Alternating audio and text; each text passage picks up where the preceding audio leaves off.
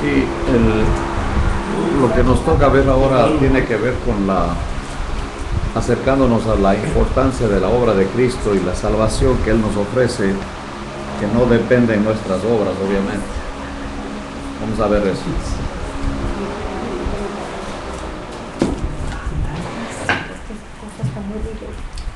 Jesús todo lo que Él enseñaba lo ilustraba, tenía una manera de hacerlo espectacular.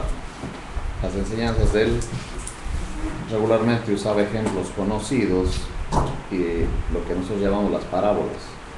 Las parábolas ayudaban a comprender los conceptos que presentaba.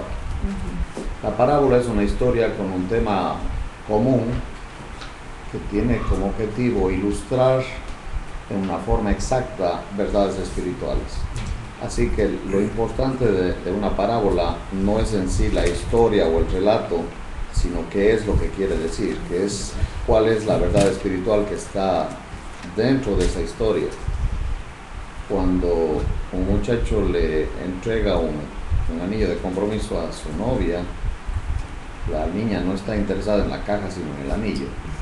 O sea, la caja puede ser espectacular, pero no le interesa la caja, lo que quiere es el anillo. Así es con la parábola, no nos interesa la historia en sí, sino qué es el punto que le está haciendo, la verdad espiritual que está comunicando. Y eso vamos a ver hoy también. Verdades concretas, y otra vez el énfasis es que son verdades espirituales. Vamos a Lucas 18, 9 y 10. Ahí lo que él hace aquí es dirigirse a aquellos que se justificaban a sí mismos. Personas que se ven a sí mismos buenos, cuando ya hemos visto, no solamente por el análisis de la ley, que no hay ningún bueno, sino porque la Biblia también dice que todos somos pecadores, no solo porque pecamos, sino porque venimos de Adán. Ya tenemos esa naturaleza dentro de nosotros. Dice en Lucas 18, versículos 9 y 10, a unos que confiaban en sí mismos como justos y menospreciaban a los otros. Permítame un minuto. Bueno. Hola, ¿cómo te va, Jorge? Oye, te llamo más tarde porque ahorita estoy en pleno estudio en Miguel Alemán, ¿está bien? No te preocupes. De hecho, conéctate en el Ustream porque estamos en la clase y estoy conectado. Órale, ya te hablo, gracias, mi amor. Tengo que ir a Dallas el jueves y es el pastor de allá que me está hablando, seguramente para ponerse de acuerdo. Sí. Por eso le contesté. Bueno. Que no se le olvide. Dice el 9 y 10, a unos que confiaban en sí mismos como justos y menospreciaban a los otros, dijo también esta parábola. Dos hombres subieron al templo a orar, uno era fariseo y el otro publicano. En el tiempo del Señor, obviamente, Él se movió mucho entre los judíos. Los fariseos eran como la élite religiosa de donde el Señor estaba y se jactaban de que ellos cumplían la ley, es decir, que ellos eran personas buenas, si ustedes quieren, o por lo menos así se veían ellos a sí mismos, aunque lo que diría el Señor es muy diferente, y de hecho Él era odiado por ellos porque Él les enfrentó. Por el otro lado, los cobradores de impuestos eran considerados como traidores y como ladrones, porque para llegar a ese puesto de publicano, eso es lo que se llamaba un cobrador de impuestos, los romanos, que eran muy listos, ofrecían en subasta a los judíos, porque ellos preferían que un judío se haga cargo de cobrar los impuestos a los judíos. No querían que un romano haga eso porque eso no funcionaba. Así que en subasta decían, por ejemplo, si hubiera sido aquí, en el año nosotros queremos $200,000 de impuestos en este pueblo. Y entonces uno decía, bueno, yo te doy 220, otros 240 que iban a recoger impuestos. Nunca les revisaban cómo hacían eso de recoger los impuestos. Nunca revisaban los libros, así que los publicanos robaban realmente, cobraban exageradamente ellos cubrían la cuota que tenían, que habían prometido que iban a pagar en la subasta, pero el resto se quedaba con ellos.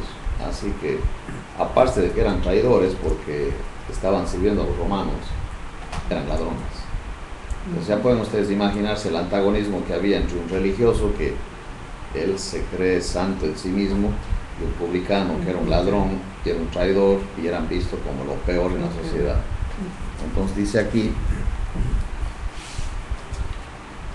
dos hombres subieron al templo a orar, uno era fariseo y el otro publicano. Así que pone ahí a dos grupos de personas y los dos supuestamente van a orar. El fariseo, puesto en pie, dice, oraba consigo mismo de esta manera: Dios, te doy gracias porque no soy como los otros hombres. Sí, eso es impresionante porque un religioso siempre se compara con otros. Cuando uno se compara con el Señor Jesucristo, todos estamos mal. Si nos comparamos con los demás, entonces ahora sí tiene el de que jactarse. Y la forma de orar de él es totalmente centrada en sí mismo, egoísta, se autojustifica, y eso es porque el Señor dio la parábola. Dice, te doy gracias porque no soy como los otros hombres ladrones, obviamente está refiriéndose al publicano, injustos, adúlteros. Ya se metió en la vida privada del publicano, ¿me entiendes? Ni aún como este publicano. O sea, ese es un religioso, así es tan perversos. O sea, él ya condenó al publicano, ni le dio chance, y el publicano supuestamente estaba haciendo lo mismo que él quería orar también. Sí, están los dos delante de Dios supuestamente, y el fariseo no le da chance al publicano. Pero el punto aquí es que el publicano no ora al fariseo, sino el publicano ora al Señor. Y el Señor decide a quién oye y a quién no oye. ¿Ve el punto? O sea, los hombres tenemos acceso de orar, pero Dios decide a quién acepta y a quién no. El publicano obviamente estaba eliminado. Si él se mete a orar, dice, pues a este Dios no le va a oír. Y eso era exactamente lo que dijo el fariseo. Este no tiene chance. Yo sí, porque yo soy mejor que él. Sí, esa es una actitud de un religioso. Por eso nosotros no somos religiosos. ¿Okay? Y mire lo que dice aquí. Ayuno 2 veces a la semana. Sí. Él supuestamente está orando a Dios y le está recordando a Dios de que él ayuna. Y el Señor Jesucristo, cuando él hablaba de eso, decía que eso no tienes que decir a nadie.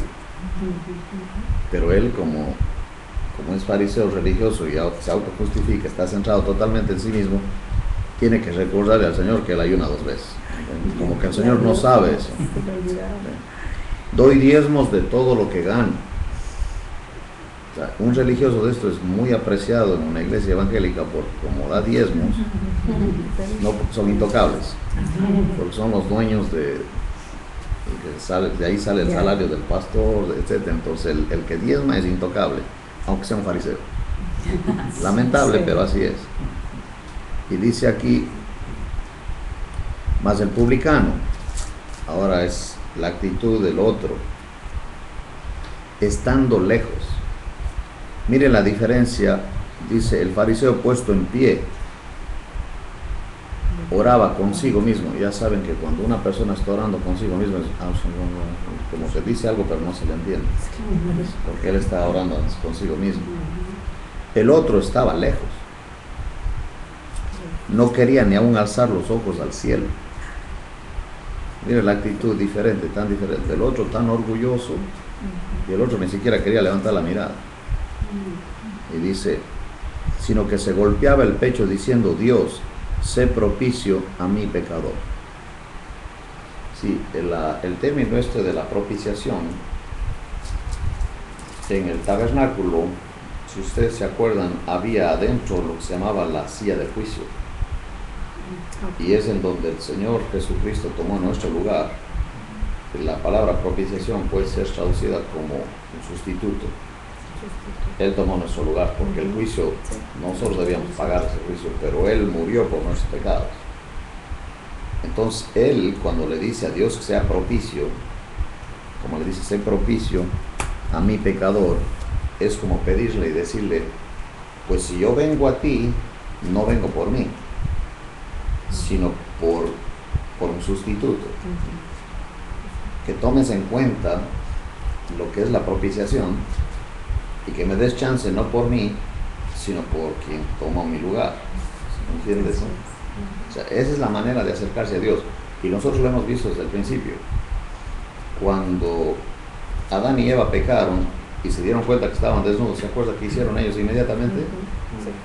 Se vistieron como hojas de higuera. Pero el Señor los encuera para vestirles ¿de qué? De pieles de animales. Pero esas pieles obviamente tenían que salir de alguien y mató animales. Es la primera vez que Dios da a conocer que para vestir al hombre y arreglar su problema, alguien inocente debía morir. Y es obvio que Adán y Eva entendían eso porque le enseñan a Abel, porque Abel ofreció un cordero. O sea, Abel de alguien tuvo que haber oído que para acercarse a Dios tenía que ser como un cordero, sacrificando un cordero. Y es la primera vez que uno ve a alguien en la familia humana, si ustedes quieren, todos ellos fuera del jardín, lejos de Dios, que se acerca a Dios a través del cordero y Dios lo acepta. Y hoy día es igual. Si yo voy a acercarme a Dios, tengo que aceptarme en los méritos de Cristo y no en mis propios méritos. Porque si yo vengo, no, yo soy bueno, no es que no tengo nada que hacer ahí, porque para empezar el Señor me le oye. Y miren lo que dice el Señor aquí. Y esto es lo importante, porque como Él es la autoridad, dice, el publicano estando lejos no quería ni aún alzar los ojos al cielo, sino que se golpeaba el pecho diciendo, Dios sé propicio a mi pecador. Si Él acepta que es pecador, el otro no es pecador. Porque el otro se jacta de sus actos farisaicos, religiosos, hipócritas. Y ahorita vamos a ver cómo el Señor trató a ellos y dice, os digo, dice el Señor, que éste descendió a su casa justificado. Es decir, que Dios lo perdonó. Se refiere al publicano. Antes que el otro. Sí, Dios no aceptó al fariseo, aceptó al publicano. Y eso a los fariseos les hervía, porque dice que ¿cómo va a aceptar a este pecador que no sabe lo que anda haciendo? Tiene que aceptarme a mí porque yo soy bueno. Yo ayuno, yo. Sí, nos dijo que no, porque este vino reconociendo y vino pidiendo a Dios la solución que Él proveyó, que es la propiciación. Cuando dice el Dios se propicio a mí, es que Dios aplique lo que Dios ha provisto para que yo pueda acercarme a Él, que es la obra de Cristo. Él fue nuestra propiciación, ¿entienden? Él fue nuestro sustituto. Os digo que este descendió a su casa justificado antes que el otro, porque cualquiera que se enaltece será humillado, y el que se humilla será enaltecido. Entonces ahí tenemos nosotros algo muy importante en cuanto a venir nosotros a Dios en nuestras propias obras. El publicano, obviamente, él se sentía culpable. Sí, no hay salvación y no hay salvador para uno que es inocente. Y un religioso se ve inocente cuando es culpable. Quiero que noten algo interesante en Primera de Juan. Vamos a ver ahí. En Primera de Juan, el Señor se presenta como el abogado. Sí, cuando uno va a ir a un juez, se necesita un abogado. ¿Y cuál es el papel del abogado? Es defenderlo. A mí siempre me cae o sea, me río mucho cuando estoy viendo esa película de Cantinflas que dice, ahí está el detalle. Cuando a él lo están juzgando y él le dice al abogado que le está defendiendo, porque él está tratando de mostrar que él estaba loco, que no es que dice, oye, ya tú ya no me defiendas, dijo. Y le entra él mismo a defenderse. Oye, tú no me defiendas, dijo, porque el otro le estaba queriendo hacer ver a los que iban a llevar la sentencia, al jurado, queriendo presentarle que él estaba loco, y que obviamente por eso mató al Bobby, pero el Bobby era un perro y una confusión. ¿Se acuerdan ustedes? Yo me río tanto. Pero ahí está el caso de un abogado que no sirve. O sea, si tú vas a ir a una situación difícil frente a un juez y tienes un mal abogado, lo más seguro es que te van a condenar. Te va a ir mal. Pero cuando tienes un abogado que es un buen abogado, obviamente seguramente vas a poder salir. Y entonces en el caso de Primera de Juan, dice el capítulo 2 y el versículo 1: hijitos míos, estas cosas os escribo para que no pequéis. Y si alguno hubiere pecado, ¿qué dice? Abogado tenemos para con el Padre, a Jesucristo justo. Sí, aquí el punto es que este abogado que nos representa delante de Dios solamente acepta culpables, no acepta gente inocente. O sea, si uno viene a él y le dice soy pecador, soy culpable, bueno, yo tomo tu caso. Pero si viene diciendo que no, que el ayuna, no le hace caso. No, yo contigo no puedo porque el Señor dijo, yo vine por los pecadores, no por los justos. Así que no entres tú en esto. Yo vine por los enfermos, no por los sanos. Él siempre trataba de explicar de que todos somos pecadores, pero no hay salvador para el que no acepta que es pecador. No, y aquí, como vemos, él dice, si ha pecado, entonces tenemos abogado. Pero si él dice que no, que él es bueno, que no es que, no tiene abogado. Porque este abogado solamente acepta culpables. Si vienes a él y le dices, mira, yo soy culpable, aquí están las evidencias, yo sí soy culpable, bueno, acepto el caso tuyo. Y si uno va a acercarse a Dios ya con ese abogado, y Dios dice, bueno, ¿y yo por qué tengo que aceptarte a ti? Dice, porque él pagó lo que yo debía haber pagado con su vida. Él es el sustituto, y entonces en Cristo nosotros tenemos entrada al Padre. Sí. Miren lo que dice Hebreos, vamos a ver Hebreos. En Hebreos 10, por eso soy cristiano, porque Jesús es mi Salvador. En Hebreos capítulo 10 y el versículo 19,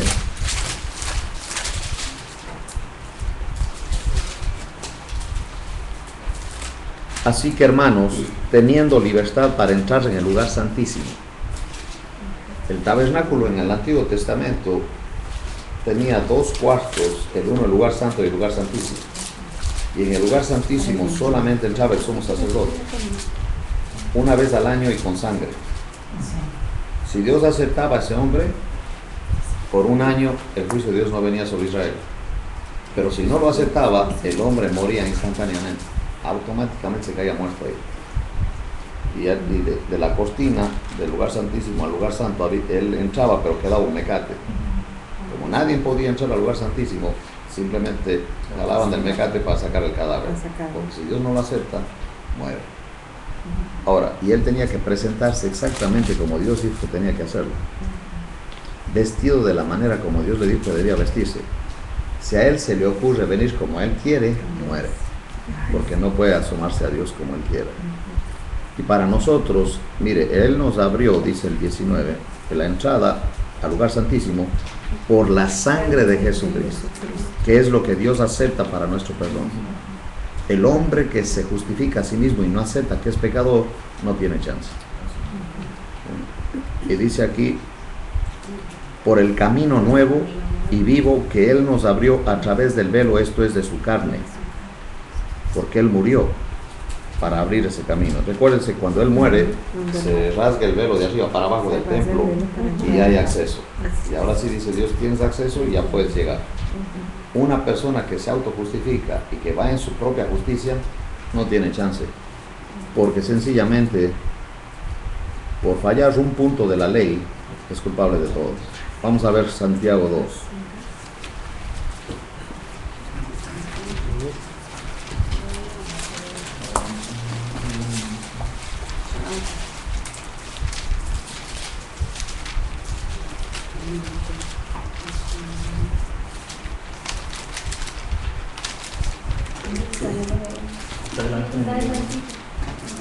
En Hebreos el capítulo 2 y el versículo 10.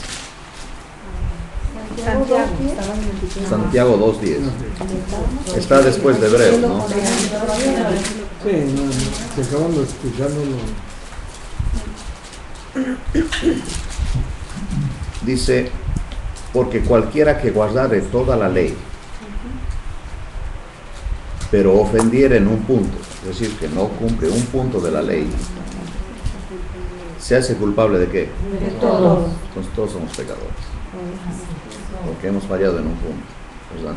Y acuérdense que la ley no solamente es el decálogo, los 10 mandamientos, sino que la ley tiene 613 puntos.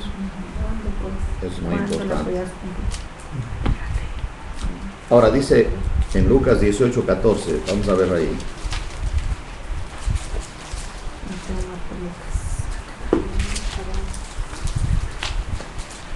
La palabra esta que menciona de justificado tiene que ver con que es declarado justo y sin culpa. Es decir, que sus pecados le son borrados. Cuando Dios le declara justo, le justifica, es como que Él está libre y ya sus pecados han sido borrados. Y eso viene cuando uno acepta a Jesús como mi Salvador. En 18:14 dice, os digo que éste descendió a su casa justificado. Sí, el publicano, Dios le acepta que él venga, se declara pecador, y él al pedir que Dios obre en su favor, le dice, está bien, estás perdonado, estás justificado. Dios le perdona y le declara justo. Eso es la palabra justificado. Es como si es una persona inocente que no ha hecho nada, porque todos los pecados son borrados por la sangre de Cristo. Es decir, que Dios le aplica a este publicano la salvación que Cristo trajo. Sí, esa es la salvación. Pero si una persona quiere acercarse a Dios en sus propios méritos y portarse bien para que Dios lo acepte, no le alcanza. Ni todo el dinero del mundo, ni lo que haga, porque simplemente con un punto que falle de la ley, es culpable de todo. Y la ley no solamente es un asunto de cumplirla, sino también de pensarlo. Ya falló. Porque acuérdense de hecho de Éxodo 20:17, que si codicia alguna cosa del prójimo, ya falló la ley. Entonces todos somos pecadores, y lo mejor que lo mejor que podemos hacer es venir a Dios y decirle, pues acepto la obra de Cristo en mi lugar, acepto que Él murió por mí y lo acepto como mi Salvador. Entonces Dios nos lo acepta también. Porque si uno viene en su propia justicia, no se puede. Ahora, es interesante porque el Señor Jesucristo usa conceptos. Miren lo que Él dice aquí. Cualquiera que se enaltece será humillado. Sí. Hermano, entonces el fariseo es soberbio, y el publicano es humilde. Exactamente, así es. Sí, el fariseo es como el prototipo de un religioso que no necesita a Cristo, que él quiere ganarse el cielo por sí mismo, cosa que no es posible, porque si le examinamos, su vida es un fraude. Pregona lo que hace, lo que hace, no anda pregonando en Dios. Sí, pero como Dios los conoce, que es mentira lo que están diciendo, están condenados. O sea, no podemos venir a Dios por nosotros mismos, tiene que ser a través de Jesucristo. Y eso está en todo el Antiguo Testamento, porque cada sacrificio que los judíos hacían, por ejemplo, el sacrificio que se hacía por el pecado, y eso está en Levítico, porque ahí está lo que el Señor mandó, que si alguien ha pecado tenía que hacer un sacrificio para que la sangre del animal cubriera el pecado, no limpiara. Solo la sangre de Cristo limpia. Es como decir, cubrirle hasta que aparezca el Salvador que limpia los pecados. El momento que uno acepta a Jesucristo como Salvador, se limpian todos los pecados, y delante de Dios yo ya no tengo ninguna cuenta, ya estoy perdonado. Eso es lo maravilloso de todo esto, porque la sangre de Jesucristo nos limpia de todo pecado. Los hombres no perdonamos, pero el Señor, cuando nos perdona, nunca más se vuelve a acordar de sus pecados, ya no existe, y nos hace nuevas personas. Es el nuevo nacimiento, ¿entiendes? Ahora en Cristo somos nueva criatura, las cosas viejas pasaron y aquí todas son hechas nuevas. Es un nuevo comienzo, pero ahora con Dios como el dueño de mi vida, ¿no? Entonces, en los términos que se usa aquí, miren lo que dice aquí. No quería alzar los ojos, sino que golpeaba el pecho diciendo, Dios sé propicio a mi pecador.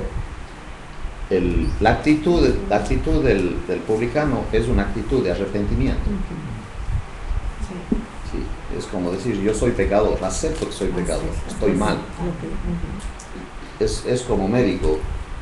La primera cosa que una persona necesita para poder ayudarle y tratar con sus medicinas o lo que sea, es que acepte que esté enfermo. Y nosotros no aceptamos eso hasta que ya estamos en las últimas.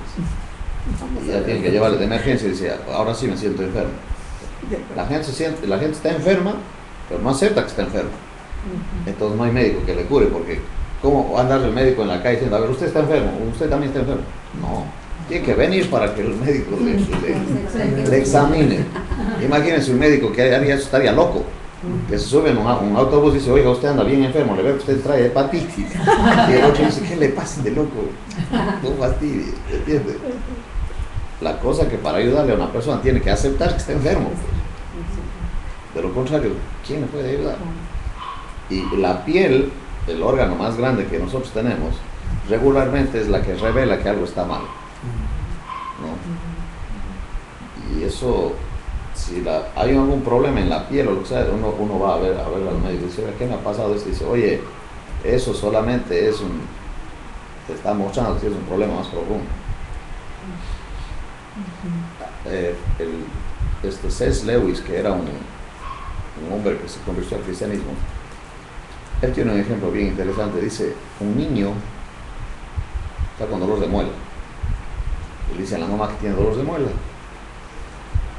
y él quiere que la mamá le quite el dolor de muela porque el niño no quiere el dolor de muela. Entonces la mamá le da una pastilla para el dolor y obviamente le pasa el dolor, pero la mamá no se queda ahí. La mamá hace una cita con el dentista. ¿Por qué? Porque si tiene dolor de muelas, que la muela está cariada y necesita que el dentista se la arregle, ¿verdad? Al niño no le interesa ir al dentista. Él lo que quiere es que no le duela la muela. ¿Me entiendes? Nosotros somos igualitos con Dios. O sea, yo lo que quiero es que Dios me quite este dolor, o que me alivie este problema, me pague la deuda. Yo no quiero con Dios. Yo lo que quiero es que me arregle el problema. Y ese concepto no funciona. Porque Dios no es llanta de emergencia.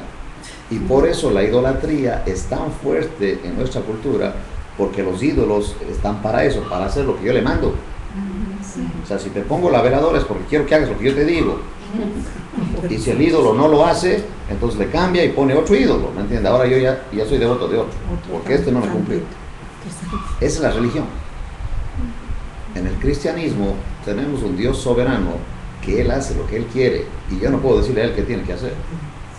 Y eso no nos gusta. No nos gusta un Dios soberano que me diga, tú eres pecador. No, pero si yo ayuno, eres pecador. No acepto que soy pecador. Entonces no tienes salvador. Muchos dicen, yo no soy malo, yo no he matado a nadie, yo no robo, yo no... La pecadora es esa señora. Yo no soy pecador. Yo ayudo a los niños pobres, yo esto. Es una cosa importante de los fariseos es que ellos se protegían a ellos mismos con la condición de los demás. Y el que tenía la condición del pecador venía humilde al Señor y le mostraba, prácticamente le dejaba saber su condición y era donde venía el perdón de Dios y ellos... Exactamente. Solo eso digo, el que acepta tiene chance. El que no acepta está negado. Está frito, porque ¿quién me va a ayudar? Y lo peor, como le digo, es que el Señor conocía a los fariseos. Ahorita vamos a ver lo que les digo. Y ellos lo odiaban al Señor por eso, porque Él como que los descamisó. O sea, los fariseos andaban, la gente les veía, el fariseo es reverendo, denle el vaso de iced tea más grande que tenga el reverendo, porque este es el reverendo. O sea, le tratan... ¿Cómo es usted? Está nomás un poquito más. El fariseo de Wilson que tiene aquí la más grande. Que, oiga, déjese de cosas, hermano. ¿Me está delatando usted o qué? Entonces les gusta que la gente les adule. Dice el Señor que les digan rabí, que les digan padre, etcétera, o maestro. No, esto les gusta que la gente les adule.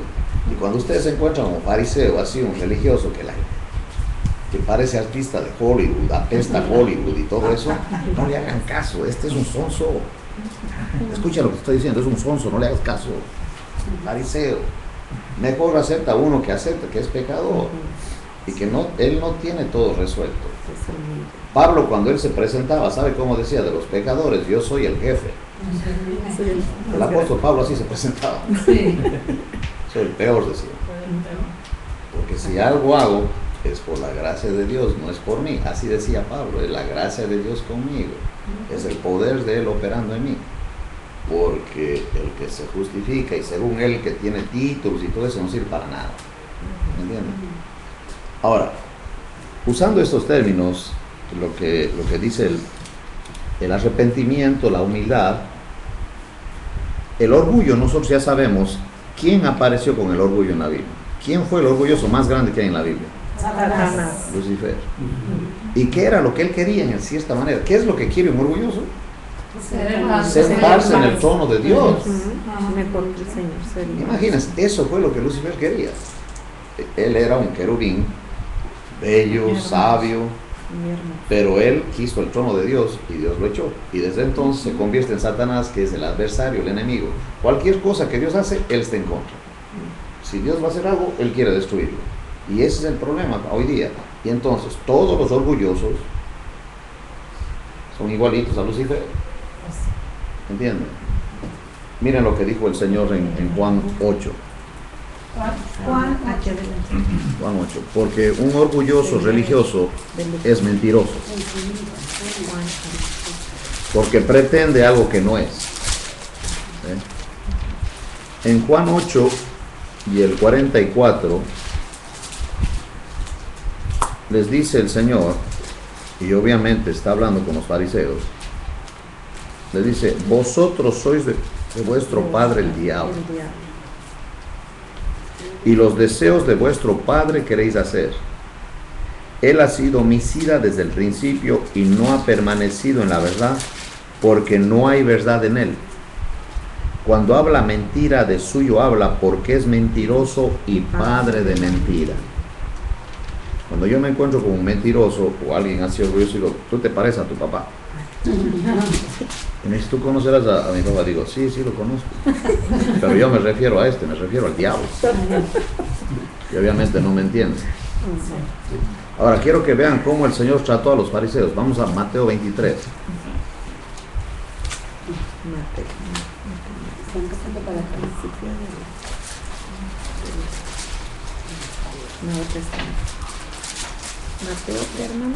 Mateo 23.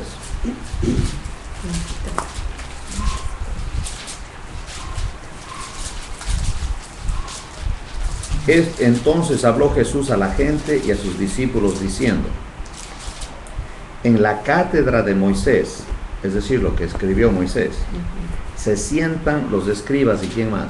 Los fariseos. Así que todo lo que os digan que guardéis, guardadlo y hacedlo. Es decir, si están leyendo lo que Moisés escribió, no están inventando, si están leyendo lo que Moisés mandó. Mas no hagáis conforme a sus obras, porque dicen, por eso a un hipócrita no es raro que le digan, este es un fariseo, porque dice y no hace. Yo me acuerdo de haber visto a dos fariseos, pero el clima es de fariseo. Entro a un hospital que es un hospital en contra del cáncer. Voy a visitar a alguien ahí. Y este hombre tenía un cáncer en el pulmón porque era fumador. Y ahí tratan a esa gente. Y veo afuera, al lado del letrero, que dice Hospital del Cáncer, a dos doctores fumando, pero bueno. Digo, él tiene a dos fariseos. Y yo les aseguro que ellos dicen a los pacientes que no fumen, ya no fumen, usted ya no fuma. Pero ellos se daban su tiempito para pararse frente al lechero.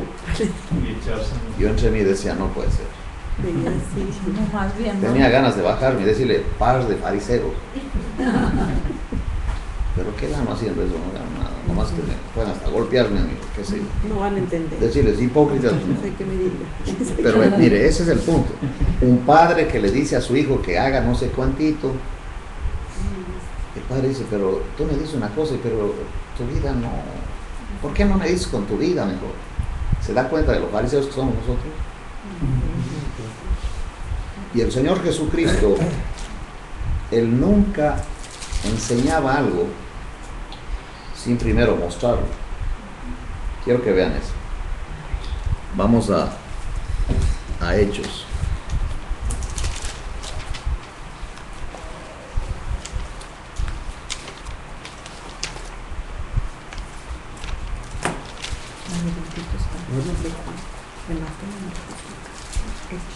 A Hechos 1.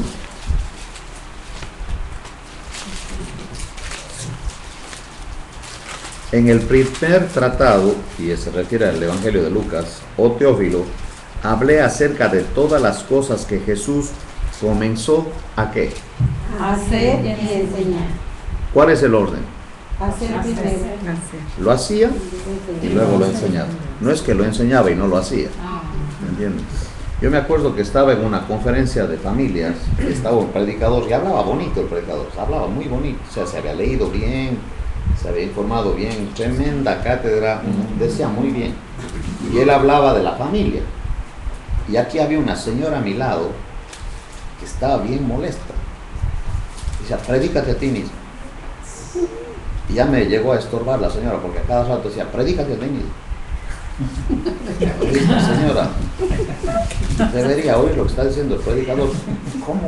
¿Cómo está tan osca, tan brava, tan amarga esta señora?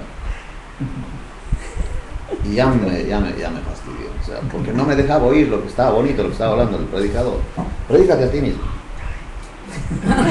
Y decía, ay, qué bárbaro con esta mujer. Luego el hombre termina y entonces le piden que presente a la señora, a la esposa de él. Dice, querida, yo sé que estás aquí, puedes ponerte de pie para que los demás te conozcan. Y se para esta señora. Por eso Yo tenía ganas de pararme y decir, ¡Payuca! No sé qué iba a decirle, pues. O sea, ¿qué le digo? Aquí está la evidencia. Mi hijo, el chiquito, un día me dice, papá, tú eres hipócrita. Yo andaba de hipócrita, ¿eh? Ya Dios lo usó. Porque él me exhortó y dice, papá, eres un hipócrita. Ya me quedo pensando, digo, qué raro, perdóname, Señor, la verdad. Estoy como los fariseos. Y ya mi hijo, yo pensé que él entendía porque que lo que me estaba diciendo. Como estaba pequeñito, yo le digo, ¿y qué quiere decir, hijo, eso? No tengo idea, dijo, pero eres hipócrita. Él ni sabía qué quería decir eso, pero ya me dijo que era un hipócrita. Y ya Dios me usó. Y cuando se encuentra uno en esa situación, pastor, ¿qué hace uno? Porque a mí ya me pasó una vez. Y yo volteaba y la veía y cada vez que él decía, ella decía, hasta y luego el pie no lo dejaba de mover así. Y el esposo estaba predicando y él decía, ni modo, lo que yo hice, Señor, ayuda a estas personas porque tienen problemas. Lo malo es que usted no sabía quién era y yo sí sabía que era esposa. No, pero de todas maneras me enteré. Y mi punto es, Señor, obra en esta gente, porque apliquen lo que Él está diciendo, o que yo luego después me di cuenta que se terminaron divorciando, porque ya no se aguantaba. El punto es que para ser fariseos, ya saben que ahí Dios no tiene nada que ver. Mejor acepto. Mejor digo, sí, yo soy culpable, la verdad. La regué y tienes más chance. Yo me acuerdo en Nueva York, aquí en los Estados Unidos, cuando un gobernador y el presidente también tiene esa capacidad y él va a dejar el cargo, él puede ir a una prisión y ordenar, nomás porque él lo dice, que un preso que él quiera, como una amnistía, le deje ir. Y yo me acuerdo que estaba leyendo de un gobernador que se va a la cárcel, a una de las cárceles peores que hay en Nueva York, y empieza a entrevistarse con los presos. ¿Y tú por qué estás aquí? No, dice, yo soy inocente. O sea, todos le decían lo mismo. No sé por qué. Hasta que llega uno que dice, no, dice, yo sí soy culpable de lo que me acusan. Yo estoy pagando mi deuda con la sociedad y yo merezco estar aquí. Le habían dado no sé cuántos años, digo, y ya llevo la mitad, así que espero que llegue el día cuando he cumplido y voy a salir porque yo sí soy culpable. Y viene la orden del gobernador, que saquen a ese culpable entre tantos inocentes, no se vaya a contaminar. No fue lo que aceptó. Tiene más chance el culpable que el inocente. Sí. El que Yo- se proclama inocente. Yo me acuerdo que vi en los muchachos me muestran en YouTube de una niña de Monterrey, pero estaba hasta atrás, esa niña estaba bien borracha. Y la entrevista es de la televisión, porque ya ven que mucho que aparecen testigos y de todo, que no sé ni dónde aparecen, pero aparece un montón de gente. Y le dice, ¿tú chocaste? Y dice la niña, bien borracha, dice, no, yo no choqué, me chocaron. Dice. O sea, ya no ni podía hablar. Y luego me entero que esta niña murió en un accidente de tránsito. Sí, porque ya tenía la costumbre de manejar ebrio. Y en una de esas ya no la libró. Le dicen, ¿sabes que la muchacha que salía en YouTube ya falleció? Sí. Tremendo es eso. Sí. Ahora, Sí, hermano, siempre que cometemos un error, casi siempre nos justificamos en Es lugar de verdad. aceptar y eso nos lleva a cometer otro y otro. Y es más sencillo pues aceptarlo, ya. enfrentar Yo me acuerdo a mis hijos. las consecuencias. A mis hijos desde pequeñitos, con mi esposa les hemos dicho, mira hijo, si la regaste, acéptalo, porque tienes más chance, porque si no lo aceptas, se crece eso, ¿no? Se hace como una bola de nieve que se va creciendo. Y mi hija un día me llama de la preparatoria donde ella estudia allá, me llama llorando, dice, papá, dice, al salir del estacionamiento le choqué al auto de mi profesora. Y dice, y aquí estoy. Le digo, hija, no te preocupes, por eso tenemos seguro. Yo ahorita voy allí, llámale a la profesora y dile lo que pasó, y yo por eso ya voy a llegar ahí, para eso soy tu papá. Yo llego ahí y hablo con la profesora, no te preocupes. Pues cuando llego estaba ahí la profesora y le digo, señora, yo soy fulano de tal, ella es mi hija, si usted quiere llamamos ahorita a la policía para que tome el reporte, para que el seguro le pague, mi hija acepta que ella le chocó. Y la señora me dice, no, yo hablé con mi esposo y ya que se vaya nomás, dice, nosotros vamos a arreglar esto. Dice. Lo que sí estoy es impresionada es que esta niña me haya llamado a decirme lo que hizo, porque nadie hace eso. Le chocan a uno y se van. Y mi hija, le digo, hija, ¿ves? O sea, no tuvimos que llamar a la policía, nada. Ella dijo, yo voy a arreglar esto, no está mucho, ni mucho menos. Ahora, supe de otra anécdota de un tipo que le choca en un estacionamiento otro auto, y todos se dieron cuenta de lo que pasó, la gente estaba mirando, y agarra un papel y empieza a escribir. Y todos pensaban que le estaba escribiendo el número de teléfono para que le llamen, para que él acepta que ha chocado. Y total, estaba escrito él cuando se va, el dueño del auto llega, ve el papel, dice ahí, dice, todos aquí, yo te choqué, dice, y todos aquí piensan que yo te estoy dando mis datos, pero no te los estoy dando mis datos ni nada. Y se fue.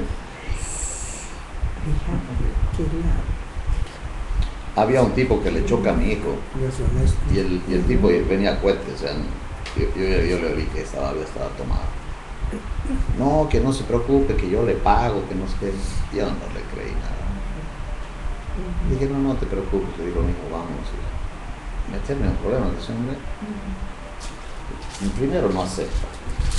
Segundo, es mentiroso. Tercero, está borracho. ¿Usted cree que yo tengo chance de que este vaya a hacer lo que dice que va a hacer? Nunca más le volví a averiguar quién era, ni mucho menos mejor. Me tomé la grave y lo arreglé. No me regó la bilis, ni estaba amargado, ni nada, porque ya sabía que ese tipo no lo iba a hacer por mentiroso. O sea, más chance tiene de uno que acepta y dice, sí, yo lo regué o lo que sea. Y quiere arreglar el asunto, pues dice, chance que con esto sí vamos a arreglar algo. Pero con una persona así, no, te metes en un problema. Mejor digo, ¿sabes qué? Esto no va a ser mucho el arreglo, no, yo lo arreglo ya. Y me ahorro estar peleando y oyendo sonceras. ¿Ves? ¿Y de dónde aprende uno todo eso? De la escritura. A un fariseo, ni te metas con un fariseo. Se persina y todo, pero decía Juanito de él, la cruz en el pecho y el diablo en el hecho. Así decía él. O sea, sí, la cruz en el pecho, pero los actos, una miseria. El mismo diablo. Y ahora usted quiere hacer tratos con ellos, nada. Ahora, así que el orden de las cosas del Señor es que Él hacía y luego enseñaba. Eso para nosotros habla muchísimo. Miren en Marcos 7:6.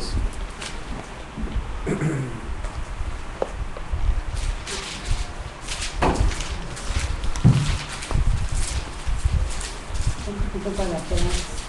Sí, El tema, si ustedes ven en el capítulo 7, es lo que contamina al hombre. Voy a leer desde el 7.1 para ver el contexto con quienes está hablando el Señor. Se juntaron a Jesús los fariseos y algunos de los escribas que habían venido de Jerusalén, los cuales, viendo a algunos de los discípulos de Jesús comer pan con manos inmundas, esto es, no lavadas, los condenaban. Si los discípulos más agarraban el pan con las manos como estaban y ya, en cambio los fariseos se lavaban hasta 7 veces las manos. ¿Saben ustedes qué hacían? 7 veces se lavaban las manos. Eran tremendos. Porque seguramente ellos son santos, o sea, no van a comer así con las manos sucias, nada. Dice, los fariseos y todos los judíos, aferrándose a la tradición de los ancianos, si muchas veces no se lavaban las manos, no comen. Y volviendo de la plaza, si no se lavan, no comen.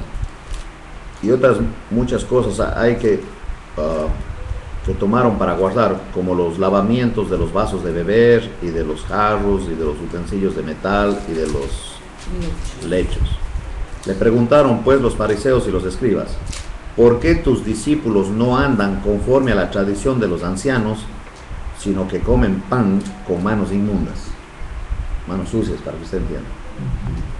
Respondiendo él les dijo, hipócritas, miren nomás. Bien profetizó de vosotros Isaías, como está escrito, este pueblo de labios me honra, mas su corazón está lejos de mí. Pues en vano me honran, enseñando como doctrinas mandamientos de hombres. Sí, ahí ya las tradiciones son más fuertes que la Biblia. ¿Sí? Y si este no come porque no se lava las manos.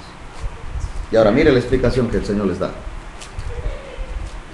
Dejando el mandamiento de Dios, os aferráis a la tradición de los hombres, los lavamientos de los jarros y de los vasos de beber, y hacéis otras muchas cosas semejantes. Esas son cosas de hombres. El Señor lo dijo, eso lo inventaron ustedes, eso no vino de Dios. Y dice acá, les decía también, bien invalidáis el mandamiento de Dios para guardar vuestra tradición. O sea, el mandamiento de Dios no sirve, la tradición de ellos sí sirve. Así son los religiosos. Porque Moisés dijo, honra a tu padre y a tu madre, y el que maldiga al padre o a la madre muera irremisiblemente. Pero vosotros decís, basta que diga un hombre al padre o a la madre, es corbán, que quiere decir mi ofrenda a Dios, todo aquello con que pudiera ayudarte, y no le dejáis hacer más por su padre o por su madre, invalidando la palabra de Dios con vuestra tradición que habéis transmitido. Y muchas cosas hacéis semejantes a estas. Y llamando así a toda la multitud les dijo, oídme todos y entended. Nada hay fuera del hombre que entre en él que le pueda contaminar. Pero lo que sale de él, eso es lo que contamina al hombre. No, pues imagínense. Los fariseos estaban bien contaminados. Y estos que no se lavaban las manos, tranquilo. Porque lo que sale del hombre es lo que contamina al hombre. Si alguno tiene oídos para oír, oiga. Cuando se alejó de la multitud y entró en casa, le preguntaron sus discípulos sobre la parábola. Él les dijo, ¿también vosotros estáis así, sin entendimiento? ¿No entendéis que todo lo de fuera que entra en el hombre no le puede contaminar, porque no entra en su corazón, sino en el vientre y sale a la letrina? Esto decía haciendo limpios todos los alimentos. Pero decía que lo que del hombre sale, eso contamina al hombre, porque de dentro del corazón de los hombres salen los malos pensamientos, los adulterios, las fornicaciones, los homicidios, los hurtos, las avaricias, las maldades, el engaño, la lascivia, la envidia, la maledicencia, la soberbia, la insensatez, que son las obras de la carne que ya hemos visto. Todas estas maldades de dentro salen y contaminan al hombre. ¡Qué tremendo! Ahora, mire lo que sale del fariseo. No, yo soy bueno, yo ayuno, yo no soy como este publicano adúltero. Ya sabía la vida privada del publicano. Y el otro, en cambio, ni siquiera quería ponerlo, ni siquiera mirar al cielo, sino que decía, sé propicio a mi pecador. Y dijo Dios, a este le perdoné, al otro, nada. Qué lección tan tremenda es esta. Si cuando uno se acerca al Señor, más vale que venga así, entendiendo muy bien que lo que hizo está mal y ya. Y el problema es invalidar la palabra de Dios poniendo las tradiciones y los mandamientos de los hombres por encima de lo que dice la Escritura. Ahora, y el problema más grande, ¿sabe qué es? Que nosotros conocemos las tradiciones, pero no conocemos lo que dice la Biblia. Y es más, meten cosas de los hombres para decir que son de la Biblia cuando no lo son. Yo me acuerdo que estaba en un estudio bíblico como esto y decía una abuelita y me insistía, me dijo no sé cuántas veces, como dice la Biblia, ayúdate que yo te ayudaré. Y a cada rato me decía eso.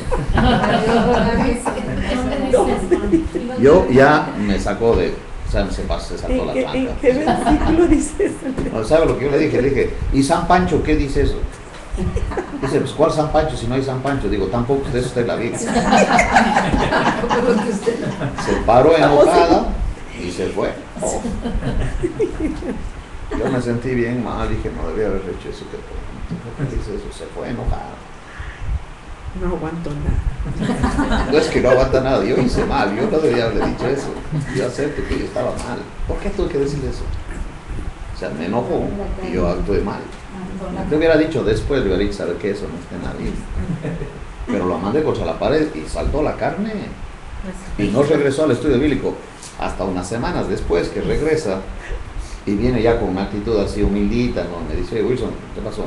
Quiero hablar contigo. Digo, pues sí, yo también, discúlpame. O sea, no debía haber hecho eso. No, dijo, discúlpame tú. Dice, me pasé hasta las 3 de la madrugada buscando ese versículo. Y no está en la Biblia. Yo le dije, pues te hubieras ahorrado. Ya te dije que no está en la Biblia. Nosotros sí somos tremendos. O sea, agarramos los dichos y ahora que son de la Biblia, digo, ¿y tú has leído a ver si está en la Biblia? Pues no. Entonces no andes repitiendo lo que no está en la Biblia. Alguna vez le oigo a un predicador que dice, y como dice el libro de los proverbios, y se manda un proverbio chino, que se ha leído ahí en las tarjetas, en las hojitas salen las galletas de los chinos, de la comida china. La suerte, las galletas. Digo, es que no puedo creer que este sonso, que eso dice los proverbios, y eso no dice los proverbios, es un proverbio chino. Sí, porque no lee la Escritura. Y es más fuerte las tradiciones, nuestras costumbres, nuestras ideas, que lo que dice Dios. Y para juzgar a la gente nosotros somos tremendos.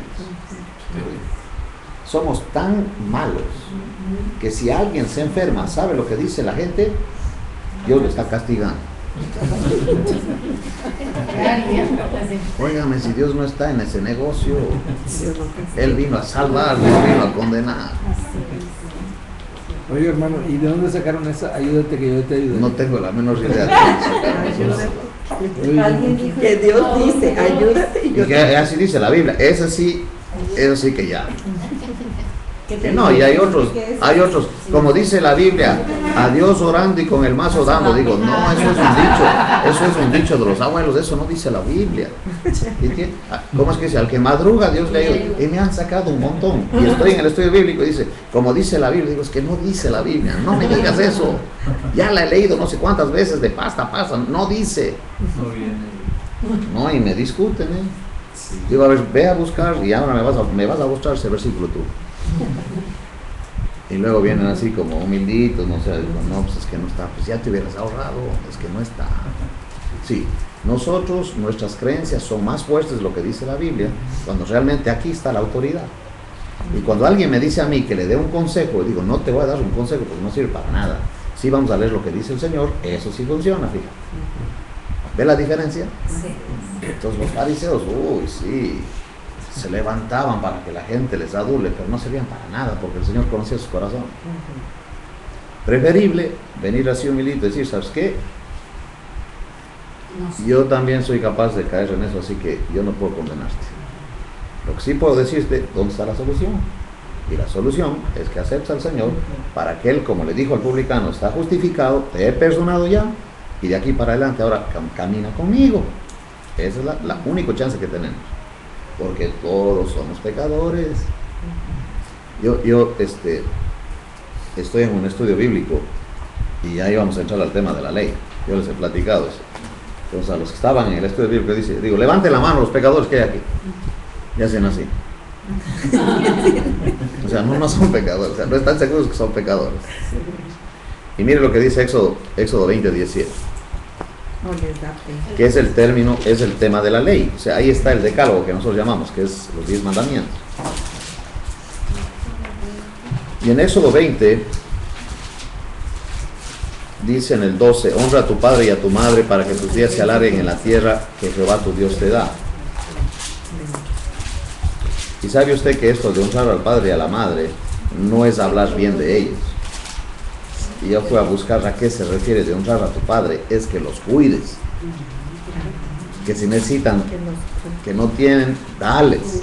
Esa es la idea, no es solamente, no, mi padre, yo venero a mi padre, a mí qué me importa. Tu papá necesita ayuda, ayúdale.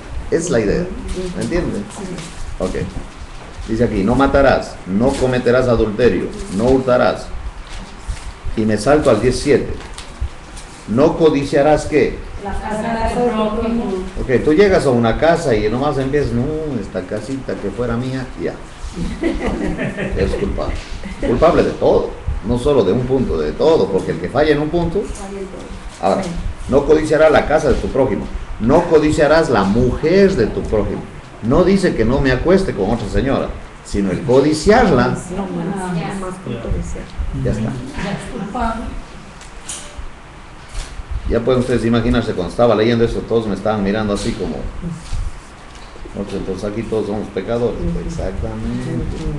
Y dice aquí, ni su siervo, ni su criada, que diga, esta Marita yo la quiero en mi casa y ya. Nomás codició la criada de la vecina y ya. Culpable. ¿Qué más dice aquí? Ni su asno. Ni su buey, ni su asno. Nosotros no andamos en bueyes, nada, sino la troca, decimos nosotros. Codició la camioneta del otro. El carro. Ya.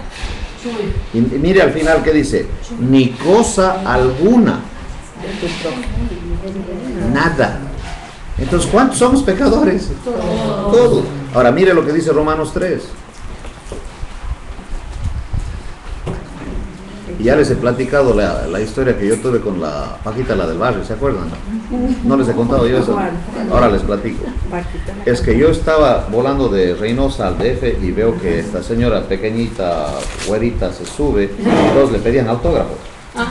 Y yo no sabía quién era, entonces yo le pregunto, porque íbamos en la misma línea, y digo, ¿y quién es la señora que veo que todos le piden?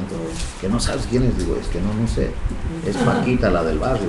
Digo, ¿y qué hace la señora? ¿Qué es? ¿Gobierno? No, dice, es cantante.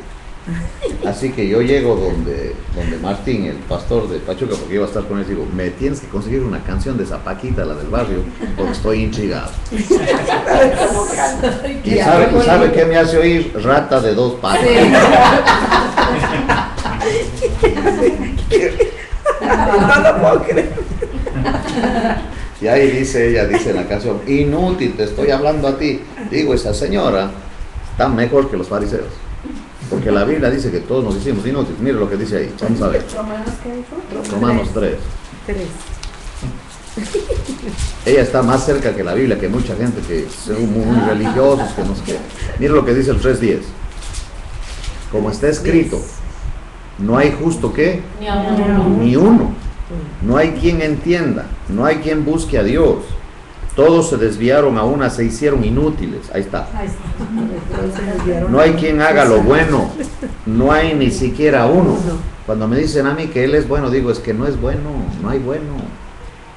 No, si es un buen muchacho, es que no hay bueno. Tremendo. No me creen. Digo, es que no es bueno, ráscale y vas a ver que no es bueno. Y dice aquí, sepulcro abierto es su garganta. ¿Puede usted imaginar esa manera de decirlo? Sepulcro abierto. Usted vaya a un sepulcro abierto. Está terrible. Y así es su garganta, dice. Yo me acuerdo, estaba con un mecánico y el hombre de las 100% de las de cada 10 palabras, 9 eran maldiciones. Ay, Y me cansó. Yo le digo, oiga, caballero, disculpe, digo, el idioma español nuestro tiene muchos términos. Por favor, no use esas palabras, hombre. Siendo tan vasto el idioma, ¿por qué tiene que usar esas palabras? Me queda así viendo y suelta otra maldición. Ya no puede. Pues que hable como él quiera. Mire lo que dice aquí: sepulcro abierto. de su garganta. Veo a unas dos señoras que se enojan y la una le dice a la otra que yo me quede con... Cállate los ojos, como decimos nosotros. No podía creer que ha dicho esas palabras la señora, digo, y se veía tan elegante y tan... No puedo creer que en el corazón tenga tanta amargura, porque soltó unas maldiciones que yo digo, oigan, ni en la cárcel he oído yo a los presos que se tratan así. Porque yo he visitado esas cárceles y he visto cómo se insultan, pero ni ahí usan esos términos tan feos. Se veía toda una dama. No, pues si nomás le picaron la carne y lo que dijo, dije yo, ¡ay, Señor! Por eso Él vino por los pecadores, ¿me entiendes? Por nosotros. Y dice aquí: sepulcro abierto en su garganta, con su lengua engañan, veneno de áspides hay debajo de sus labios. Sí, híjole. Su boca está llena de maldición y de amargura. Sus pies se apresuran para derramar sangre. Quebranto y desventura hay en sus caminos, y no conocieron camino de paz. No hay temor de Dios delante de sus ojos.